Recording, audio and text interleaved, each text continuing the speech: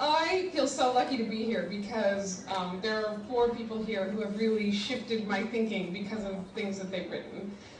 Richard Dawkins from Unweaving the Rainbow was a very profound and important book for me.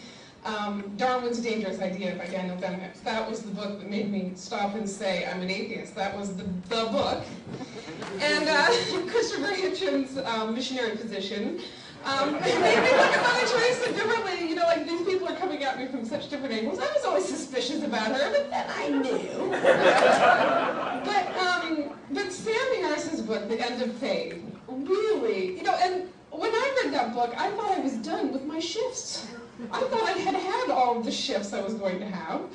And when I read The End of Faith, I realized that myself, thinking of myself as a liberal, modern, moderate person, even though I might have, you know, suspicions about whether there was a God or not, was a completely untenable position to have, and that not only that, I and people like me were responsible, we were partly responsible for what was happening in the world. And in many ways, reading The End of Faith made me feel like I had to be an activist rather than keeping my opinions to myself. And I think of that book so often, because, and I've given it out to so many people, including my mother, who said, what is the one book that would help me understand what you're going through?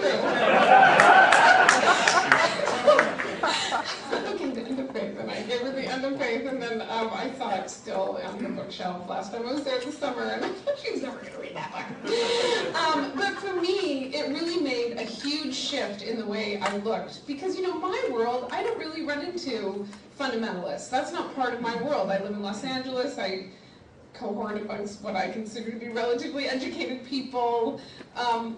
You know, it's easy to hate the fundamentalists, but Sam, I feel, was the one who really enlightened a lot of people that they couldn't be educated people and not take a stand against religion as a whole. Like, it just wasn't okay anymore to approve of the idea of faith being a positive quality.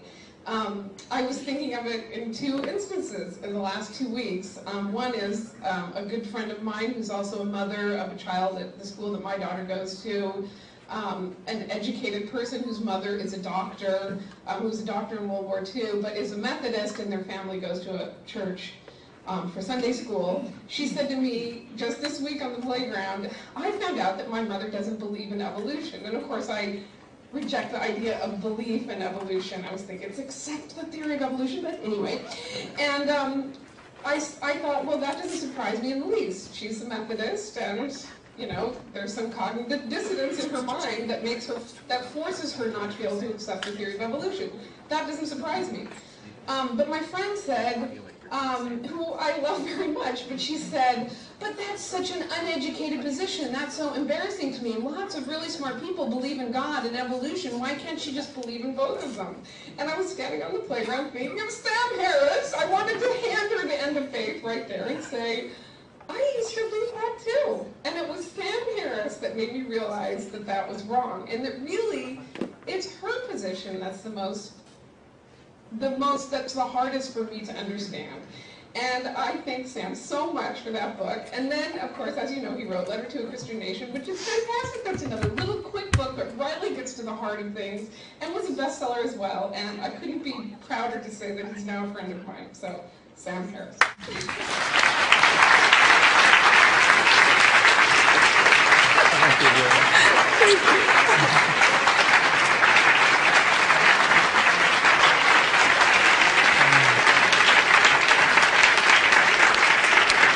Thank you very much.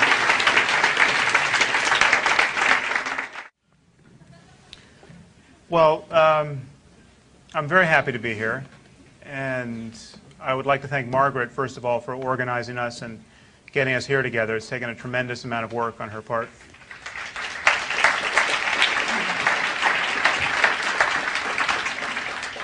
I would also like to take a moment to just reflect on how strange it is that a meeting like this is even necessary. I mean, the year is 2007, and we have all taken time out of our busy lives, and some of us have traveled considerable distance, to meet so that we can strategize about how best to live in a world where most people believe in an imaginary God. It seems astonishing that this is even necessary.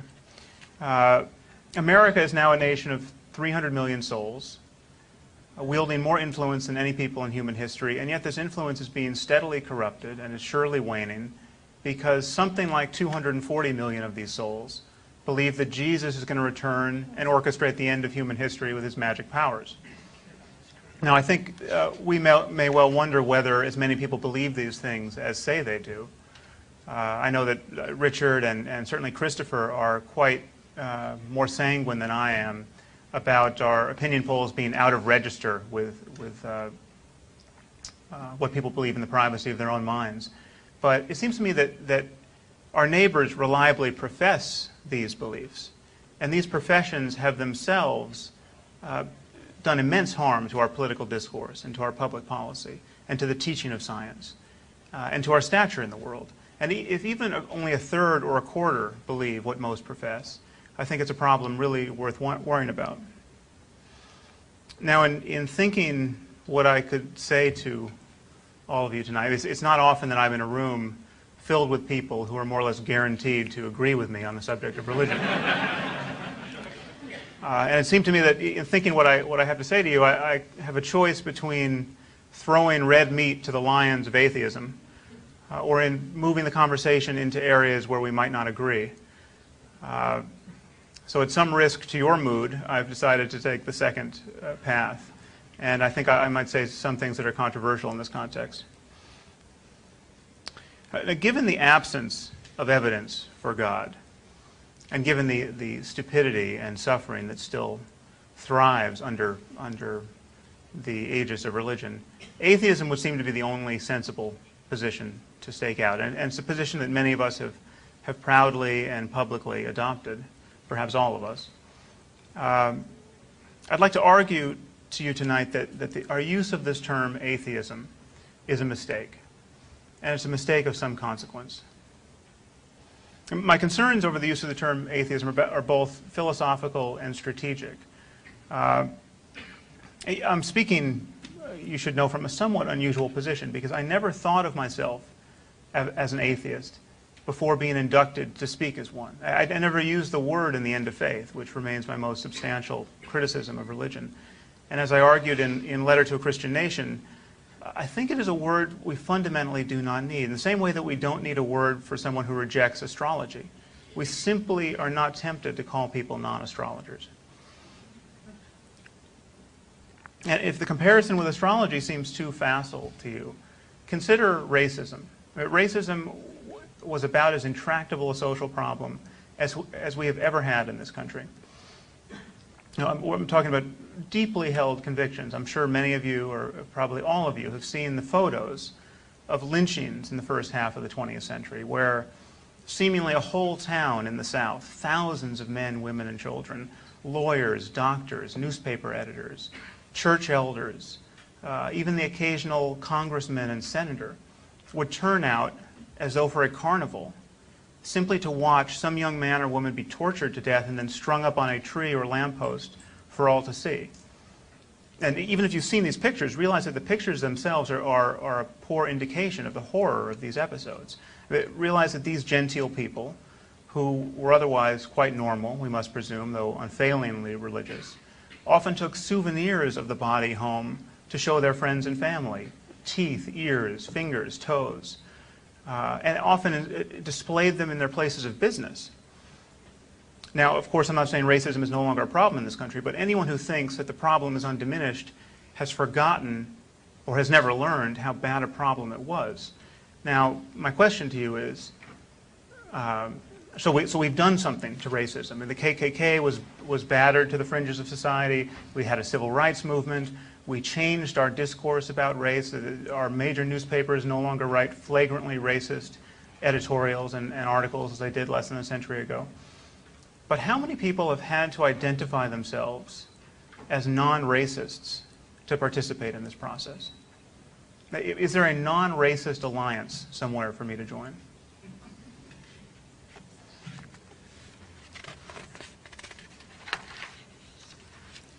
It seems to me that attaching a label to something carries real liabilities especially when the thing you are naming isn't a thing at all. And I would argue to you that atheism is not a thing. It is not a philosophy, just as non-racism is not one. It is not a worldview, and yet it is regularly construed as one and attacked as such. And we who do not believe in God are collaborating in this misunderstanding by consenting to be named and by naming ourselves.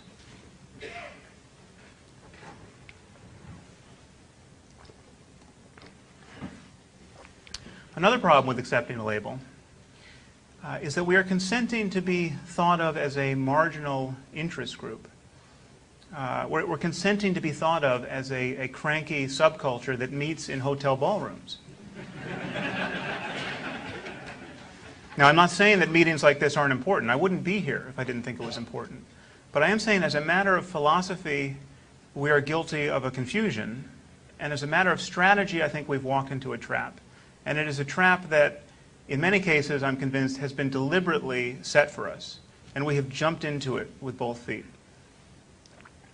Now, while it is an honor for me to find myself continually assailed, along with Dan and Richard and Christopher, as though we were a single person with 4 heads, I think this whole conversation about the new atheists and militant atheism has been used to keep our criticism of religion at arm's length, and has allowed people to reject our arguments without meeting the burden of actually answering them. And I think this whole discourse around the conflict between faith and reason and religion and science has been and will continue to be successfully marginalized under the banner of atheism. So let me make my somewhat seditious proposal explicit. We should not call ourselves atheists. We should not call ourselves secularists. We should not call ourselves secular humanists or freethinkers or rationalists or anti-theists or brights. We should not call ourselves anything. We should go under the radar for the rest of our lives. And while there, we should be decent, honest people who destroy bad ideas wherever we find them. Now, it just so happens that religion has more than its fair share of bad ideas. So I think, of necessity, we will continue to criticize religion. And religion, it must be recognized, is the only form of thinking in which bad ideas are held in perpetual immunity from criticism. And doing so is considered sacred. This is the act of faith. So I think of necessity we will be spending a lot of time talking about religion, but we should not name ourselves in opposition to religion. So what does all of this mean in practical terms, apart from Margaret having to change her letterhead? Well, rather than declare ourselves atheists, I think we should simply advocate intellectual honesty and reason. And where this advocacy brings us into collision with religion, as it inevitably will, we should notice that the points of collision are always with specific beliefs and not with religion in general. There is no religion in general. And we should be quick, in fact, to point out the differences among religions, because these differences make all religions, for 2 reasons. These differences make all religions look contingent and therefore silly. We consider the unique features of Mormonism, which may play some role in the next presidential election. Mormonism, it seems to me, objectively, is just a little bit more idiotic than Christianity is. It has to be. It is Christianity plus some very stupid ideas.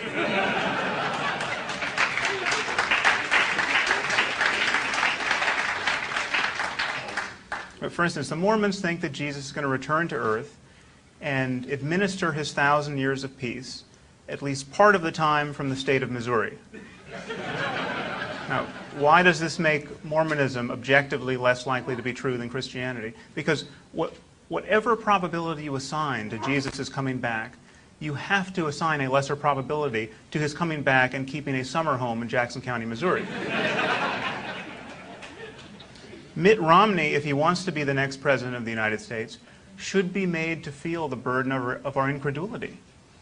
We can make common cause with our Christian brothers and sisters on this point. Just what does the man believe? The world should know about it, and it is almost guaranteed to be embarrassing even to most people who believe in a biblical God.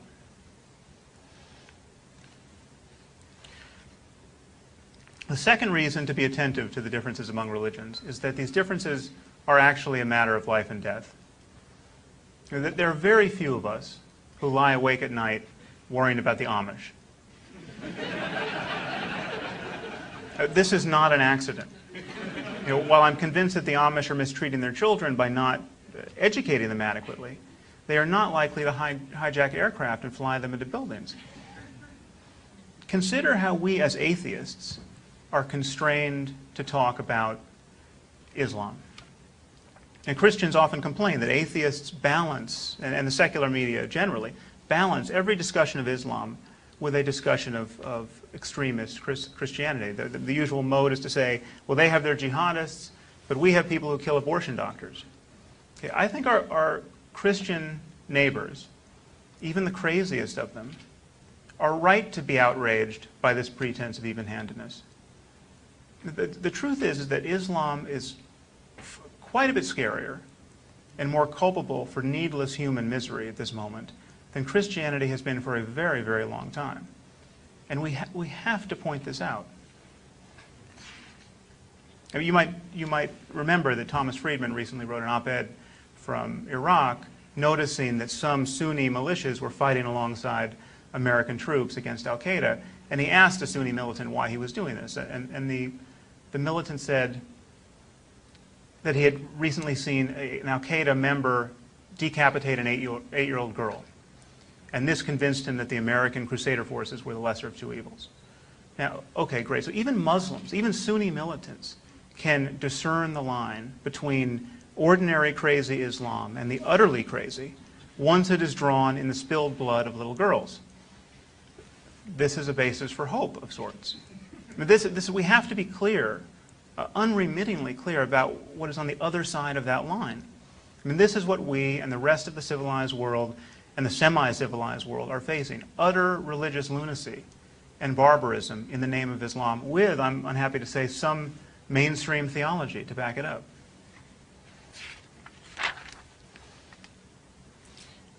To be even-handed, as we are constrained to be as atheists, when discussing the problem of Islam, is to misconstrue the problem.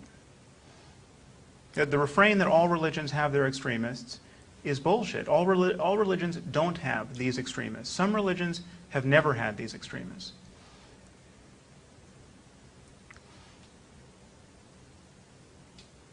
A recent poll in the UK showed that a third of young British Muslims say they want to live under Sharia law and think that anyone who leaves the faith should be put to death for apostasy. This is a third of British Muslims.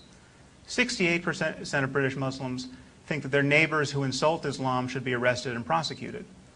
78% think that the Danish cartoonist should be brought to justice. These people do not have a clue about what constitutes a civil society. It seems to me that reports like this coming out of Muslim communities living in the West should concern us before anything else about religion concerns us. Atheism is too blunt an instrument to use at moments like this. It's as though we have a landscape of human bewilderment and human stupidity, and atheism causes us to fixate on one part of this landscape. It's got peaks and valleys and local attractors, and we fixate on one part, that related to a belief in God, and then it just flattens it. Because to be consistent as atheists, we must oppose or seem to oppose all faith claims equally. But this is a waste of precious time and energy. And it seems to me it squanders the trust of good people who would otherwise agree with us on specific issues. Now, I'm not at all suggesting that we leave people's core religious beliefs unscathed, or faith itself unscathed. I'm still the person who writes articles with rather sweeping titles like "Science Must Destroy Religion." But what I am saying is we have to be attentive to necessary and useful differences among religions. Another problem with calling ourselves atheists is that every religious person thinks he has a knockdown argument against atheism.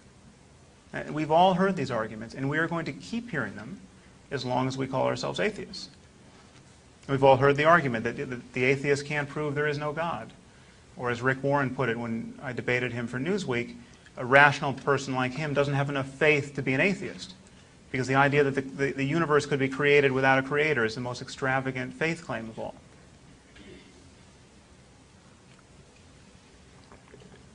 Now, as Richard just pointed out, these arguments are travesties if they're used to defend any specific conception of God. And we all know what to do in this situation. We have Russell's teapot, we have the thousands of dead gods, and now we have a flying spaghetti monster, the non-existence of which can't be proven, and yet the existence of which is, a belief in which is acknowledged to be ridiculous by anyone. The problem is we have to keep having the same argument over and over again. So too with the greatest crimes of the 20th century argument. How many times are we going to have to counter the charge that Hitler, Stalin, and Pol Pot represent the end game of atheism? But I got news for you. This meme is not going away. I argued against it in The End of Faith, and it was immediately thrown up at me in reviews of the book as though I had never mentioned it. So I mentioned it again in the afterword to the paperback of The End of Faith. And this did no good whatsoever. So then I brought it up again. At the risk of boring all of you, I brought it up again in Letter to a Christian Nation. And Richard did the same in The God Delusion. And Christopher took a mighty whack at it in God is Not Great. I think this argument will be with us for as long as we call ourselves atheists. And it really convinces people. It really convinces liberals and moderates. It even convinces the occasional atheist. Why should we stand obediently in the space provided? Why should we stand in the space carved out by the conceptual scheme of theistic religion? I mean, it's as though our opponents, before any debate, have drawn the chalk outline of a dead man on the sidewalk, and we just walk up and lie down in it.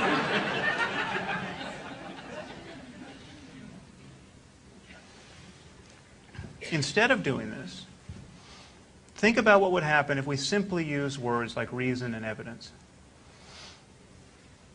Now, what is the argument against reason? It's true that certain people will bite the bullet here and say that reason is itself a problem and the Enlightenment is a failed project, but the truth is very few people are comfortable admitting to being enemies of reason. Even among fundamentalists, I would say especially among fundamentalists. They imagine themselves to be champions of reason. They think they have very good reasons for believing in God. Nobody wants to believe things on bad evidence. The desire to know what is actually going on in the world is very difficult to argue with. And insofar as we represent merely that desire, we become difficult to argue with. And this desire is not reducible to an interest group. It's not a club, and it's not an affiliation. And I think trying to make it one, or giving the appearance that it is one, necessarily diminishes its power. Now, the last problem with atheism I'd like to talk about relates to some of the experiences that lie at the core of our religious traditions, and perhaps not all religions, but most, I would think. This experience is often referred to under the banner of things like spirituality and mysticism, and is described in what has come to be known as spiritual or mystical literature. Now, those of you who have read The End of Faith know that I don't entirely line up with Dan and Christopher and Richard in my discussion of these topics, so I think I should talk about this for a moment. While I always use words like spiritual and mystical in scare quotes, and I try to denude them of metaphysics, my email suggests that many of my brothers and sisters in arms find my interest in these topics problematic. So I want to go into this in a little bit of detail. First, let me just describe the general phenomenon I'm talking about. A person, in whatever culture he finds himself, one day notices that life is difficult. He notices that in the best of times, even in the best of times, no one close to him has died. There are no hostile armies massing in the distance. The fridge is stocked with beer, and the weather is just so. Even when things are going as well as they can go, he notices that at the level of his attention, moment to moment, he is seeking happiness and only finding temporary relief from his search. And we've all noticed this, and we seek pleasant sights and sounds and tastes and sensations and attitudes. We become connoisseurs of art and music and literature. But our pleasures are, by their very nature, fleeting. I mean, the best we can do is merely reiterate them as often as we are able. If we enjoy some great professional success, this remains vivid and intoxicating to us for about an hour, maybe a day. But then people begin to ask you, well, what are you going to do next? You know, don't you have something in the pipeline? I mean, Steve Jobs releases the iPhone. I'm sure it wasn't 20 minutes before someone came up to him and said, when are you going to make this thing smaller? Now, notice at this juncture, very few people say, oh, I'm done. I've met all my goals, and now I'm just going to stay here and eat ice cream until I die in front of you. Even when things have gone as well as they can go, the search for happiness, the effort required to keep boredom and dissatisfaction and doubt at bay continues. At the very least, death and the loss of loved ones interrupts regularly even the most well-ordered and gratifying life. So in this context, many people have begun to wonder whether or not a different form of well-being, a deeper form of well-being exists, a form of well-being that is not contingent upon merely reiterating one's pleasures and avoiding one's pains. Is there a form of happiness that is not contingent upon always having one's favorite food available to be placed on one's tongue, or having one's friends and family within arm's reach, or having good books to read, or having something to look forward to on the weekend?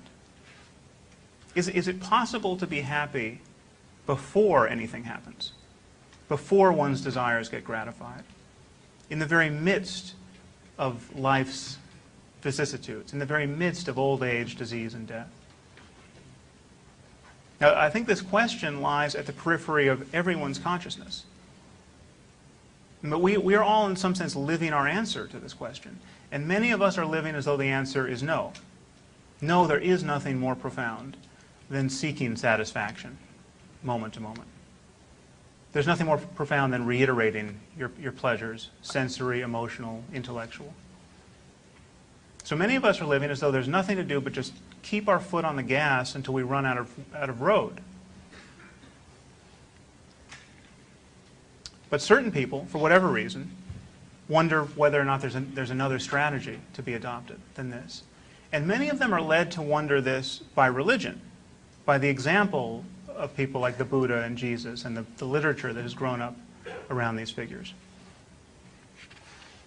And these people begin to practice various techniques of introspection, often called meditation or contemplation, just as a means of training their attention on their moment-to-moment experience to see if there is a deeper basis of well-being to be discovered at all.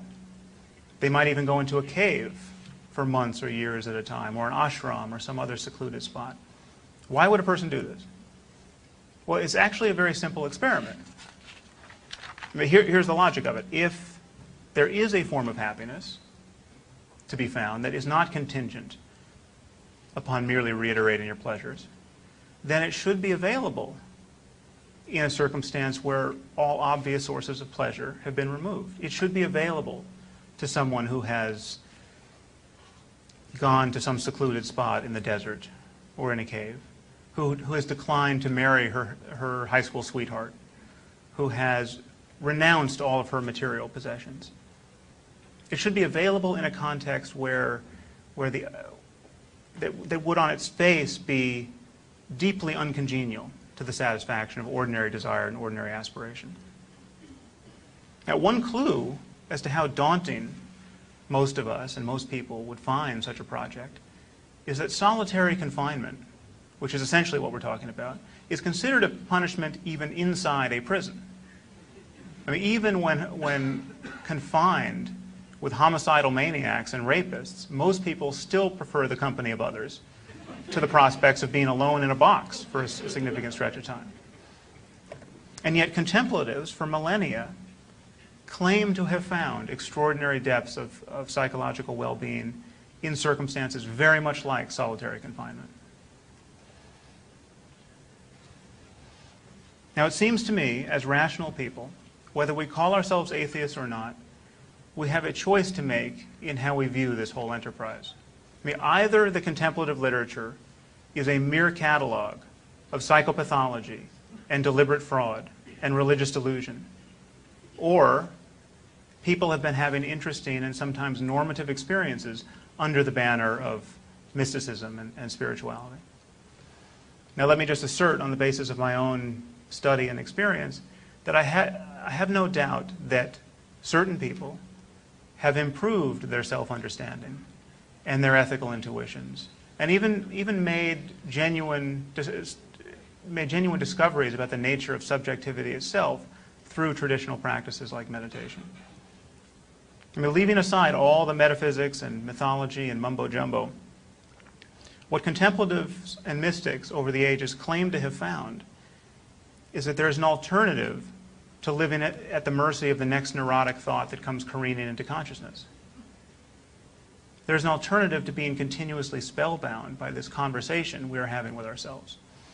And most of us think that if a person is walking down the street talking to himself, that is not able to censor himself in front of other people, he's probably mentally ill.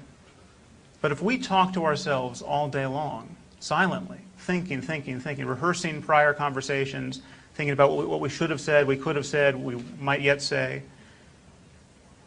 we just know enough to keep this silent, then this is perfectly normal. This is perfectly compatible with basic human sanity.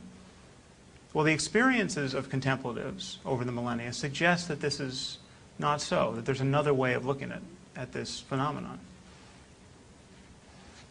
Now, of course, I'm by no means denying the importance of thought. I think thought is obviously indispensable for us. It's the basis of most culture. It's certainly the basis of all science.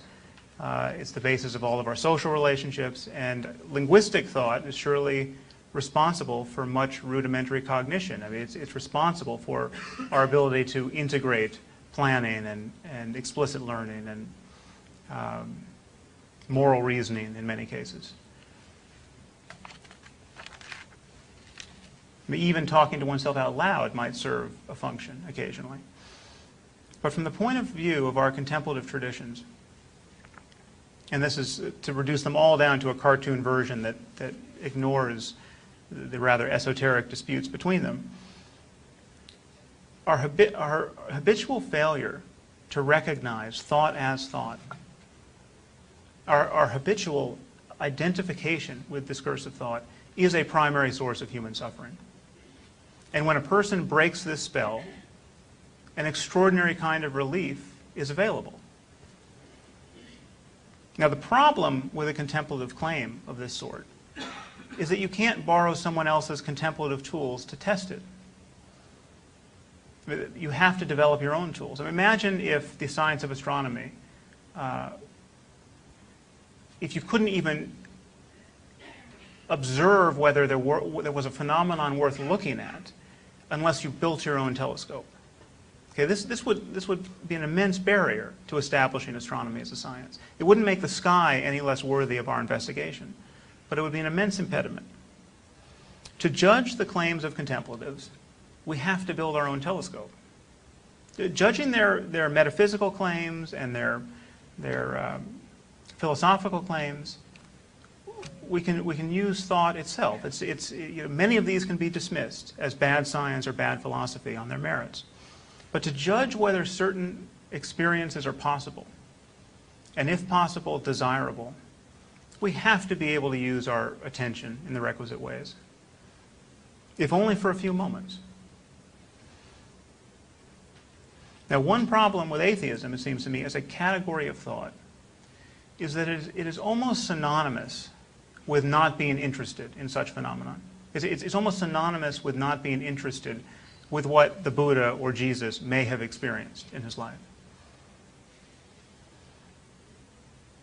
And it seems to me that many atheists, though perhaps not all, reject such experiences out of hand as being either undesirable or impossible. Now, another common mistake is to imagine that whatever experiences these contemplatives have had, they're identical to experiences we're all familiar with. They're identical to scientific awe or aesthetic appreciation or artistic inspiration. Now, let me just say, as someone who has made his own modest efforts in this area, when someone goes into solitude for months or years at a time and trains himself in meditation for 15 to 18 hours a day, doing nothing but observe the contents of his own consciousness and try not to be lost in thought, not reading, not writing, not talking, just making a moment-to-moment effort to pay undivided attention to the arising of thought and to the arising of sensory experience, he experiences things that most scientists and artists are not familiar with unless they've made the identical introspective efforts. And these experiences have something to say about the plasticity of human experience itself and the possibilities of human happiness. So apart from just commending these phenomena to your attention, I want to say that our neglect of these phenomena as atheists puts us at a rhetorical disadvantage, because millions of people have had these experiences, and many millions more have had glimmers of them. And these experiences are often the most important and transformative moments in their lives. And if we, by definition, ignore them because of their entanglement with religion, we appear less wise than even our craziest religious opponents.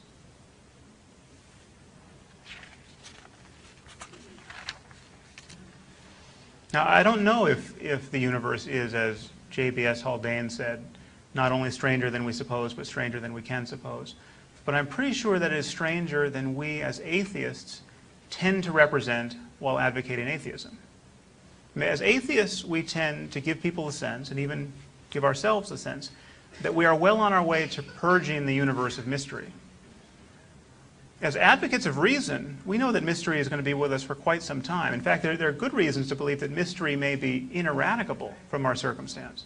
I mean, because however much we understand the universe, it seems like there could well always be brute facts which we can't explain, but which we must use to explain everything else. Now, this is not a problem for human life. It is not a barrier to human happiness. But we are faced with the task of convincing a myth-infatuated world that love and curiosity are sufficient, and that you don't have to delude yourself and frighten yourself with Iron Age fairy tales. This is a monumental task. I don't think there's any intellectual struggle more worthy of our efforts. But it seems to me that we should not, in this effort, fight in well-ordered ranks like the redcoats of atheism. I think it's worth thinking about what victory will look like. I mean, again, the example of racism seems instructive to me. What will it look like when we finally conquer the evil of racism, should that happy day ever dawn? It's certainly not going to be a world in which a majority of people profess themselves to be non-racist. It will very likely be a world in which the very concept of separate races has lost its meaning. I think if we win this war of ideas with religion, we will find ourselves in a world in which the concept of atheism is scarcely intelligible. It will be a concept like non-astrology. Now, I think this is a future absolutely worth fighting for. I think it may, in fact, be the only future compatible with our survival as a species. I mean, this will be a world simply where people cease to praise one another for believing things or pretending to believe things for which they have no evidence. But the only path between now and then that I can see is for us to be unremittingly honest and to advocate intellectual honesty. And it seems to me that intellectual honesty will always be more durable and deeper and more easily spread than atheism. Thank you very much.